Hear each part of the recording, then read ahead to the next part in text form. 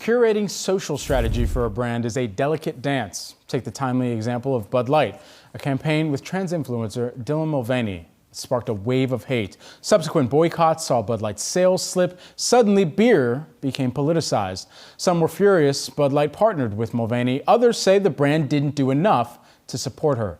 When catering to one group angers another, it can feel like damned if you do, damned if you don't.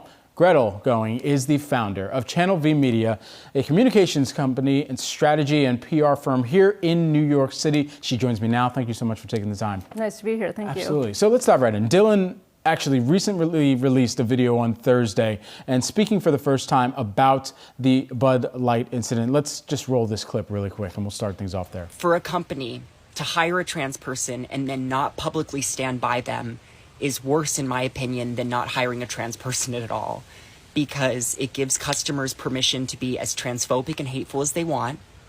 To turn a blind eye and pretend everything is okay, it just isn't an option right now. And so there's been a lot of back and forth about what Bud Light did wrong within this, but from a communications perspective, what should they have done? Well, in this situation, I mean, her point is fair enough. They might not have been contractually obligated to stand by her no matter what happens, but I think that there is an unspoken and unwritten contract when you work with influencers that, hey, this brand has done their homework, they know what they're getting behind, and they are going to stand by me no matter what the backlash is. I mean, you would assume that this brand has made an informed decision about who they are and what they stand for, and that I am part of that. So in this case, I do think that they should have stood behind her. I also think that there's probably a disconnect between marketing and the rest of the organization. I think we have a case here where we have like some pretty daring and bold marketers who kind of see the way the tides are turning, but their company wasn't necessarily aligned with them. So that's where we're seeing this disconnect out there in terms of how they're communicating. So for some companies, they purely look at this as a way to broaden out the customer base, engage with a new type of potential beer drinker that they may not have seen gravitate towards them before. But with the decisions that they made, it became clear that it was purely performative in the messaging that they were putting forward before and the backtracking that they did thereafter.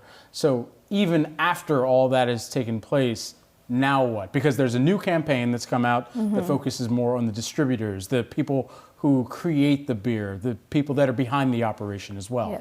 I don't know if it was performative. I do think that Bud Light has a lot of really strong values, and it does want to, I know their mission is to bring people around the table to have beer, and I do think they want to be more inclusive, but I think that there's such a stark contrast between their kind of traditional brand and this more progressive way that they were going, and I think they almost potentially did it too quickly. And people weren't ready for it. And I think actually this campaign that they're coming out with that you mentioned, that would have been a nice stepping stone to show like, hey, here's how diverse we are, here's how inclusive we are, and then suddenly start broadening the definition of what inclusive means to them. I think they kind of went 0 to 60 with this, which I'm all for, but I don't think that their audience or even their management and their leadership was ready for that.